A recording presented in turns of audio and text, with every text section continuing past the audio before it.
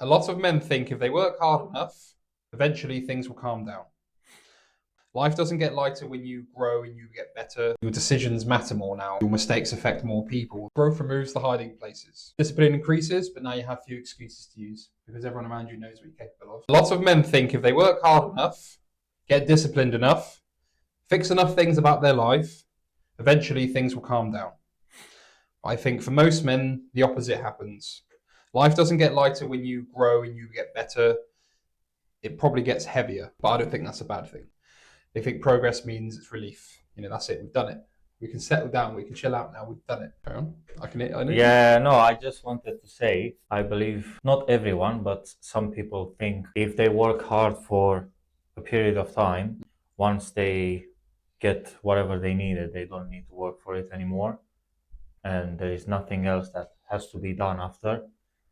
But the more you improve your life to be able to keep it or to keep improving, you will always need to put more work Yes. and effort and time and energy in, which that's why I think by some people is not expected because probably they haven't done this thing, whatever it is, yet.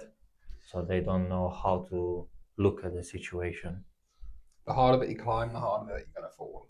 However, it doesn't mean that I think the harder that you climb, if you do it properly, yes, you fall harder, but it's much, much harder to fall because you've already fell many, many, many, many times. And now you understand how not to fall.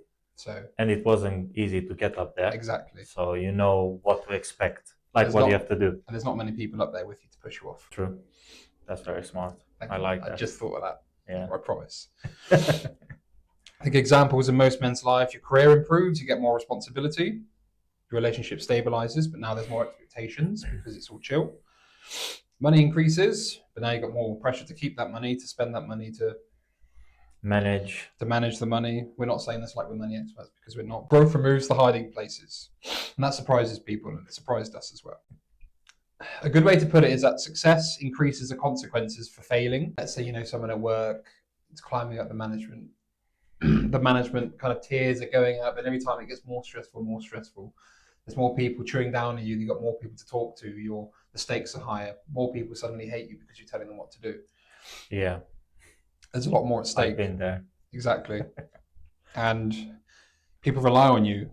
Your decisions matter more now. Your mistakes affect more people in bigger ways. Your time becomes more valuable. Your energy becomes limited. Do you remember when I said not too long ago, when you are in a team, Yep. the way you act and operate together, like that one person in the team, if it's lazy and is gonna mess up things, Yep. it's gonna mess up everyone else. Yeah, it brings everyone down. Yeah. Yeah, I agree. Sorry, I'm a bit stuffy. Good. So why do when we get there do we kind of go, oh no, I was going to swear, but probably get removed. Now what? Why do people panic? Why do they stop? Why do they revert back to where they were going? Lack of answers to Yeah. the questions. I think the assumption is now that they're there, they're going to fall and it's going to be much worse. So why climb up there if I can just stay here? If I fall, it's okay because I haven't got very very far to fall. But you're missing out all the amazing things on the way up. Maybe I will sound a bit of a bad person, Because he is. but maybe some people don't have the courage Maybe enough it takes time to take this discipline and to take up this challenge that it does test you. Yeah. And yeah, it does test you a lot. So maybe they're not ready for what's about to approach them. Yeah. In the future, if they start to have all these changes, which is fine. We've been there. Yep. And it took me more than 2 decades to get it took us a long time to realize there is no one that can save you from the situation you are stuck in if you don't want to help yourself. Because I've said it many times, off camera, on camera, nobody cares. Nobody has the time for everyone else to make sure they have food, they've been okay, they have a job, they have the money to buy whatever they need, they have the money to pay their bills or whatever. We all have our own personal lives at the end of the day. We all have our problems to deal with. We all have our daily challenges and whatever we have to do.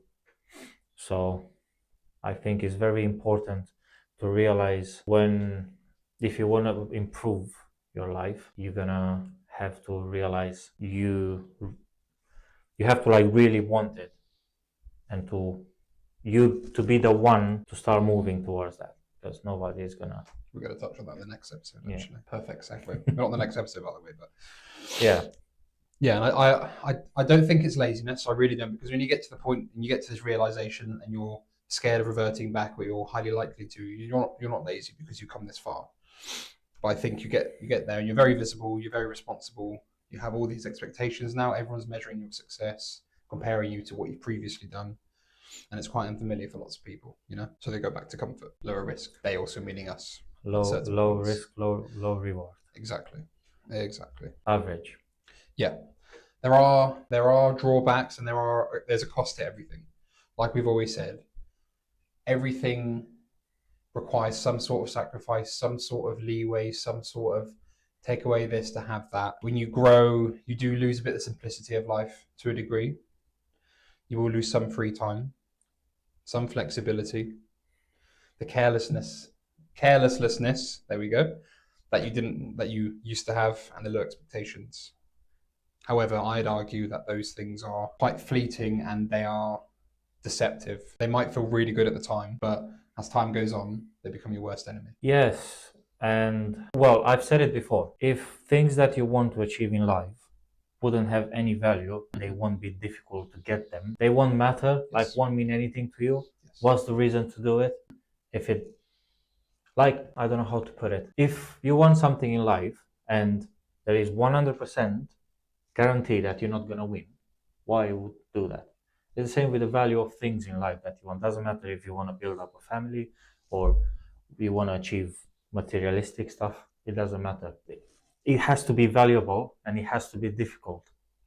Like life is difficult, but it is for a reason.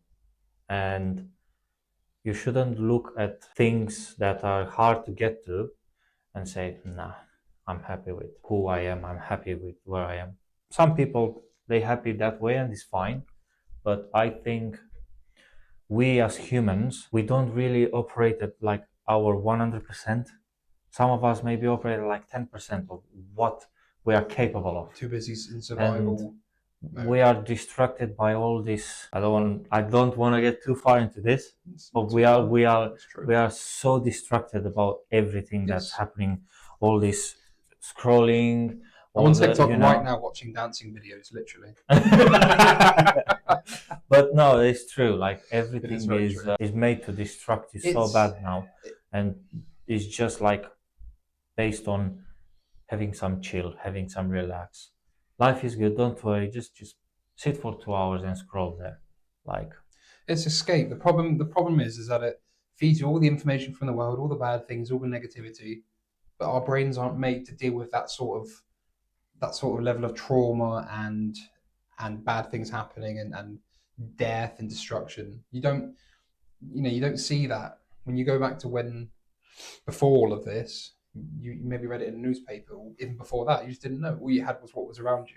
Not saying you were insulated from all those things, because you definitely weren't, but it still wasn't as much as a mental load because you were too busy just trying to stay alive. The problem is our technology has surpassed the rate at which our brains can positively evolve, citation needed, to actually deal with it without actively fighting against it and recognizing what it does to you in your brain. Yes, what I've realized is I love this new technology because everything is like this. You have a question, you just type it. Yeah. What is this? How this thing is built? You can find things so easy. You want to message someone, you think about someone. Oh, let me see what he's doing. Years and years ago, you needed to send a letter. It would take like a month or a week, however long it would take for that letter. Oh, look who sent me a letter. Send another letter back. Like, trying to even communicate with people was difficult. But now you just type a few buttons on a screen and that's it. You have a whole conversation in like 5 minutes. And I love it. It's good, But in the same time, I think all this new technology happening, getting everything that you want quickly, also it does affect you in a negative way because it makes you impatient. It messes up the reward centers in your brain.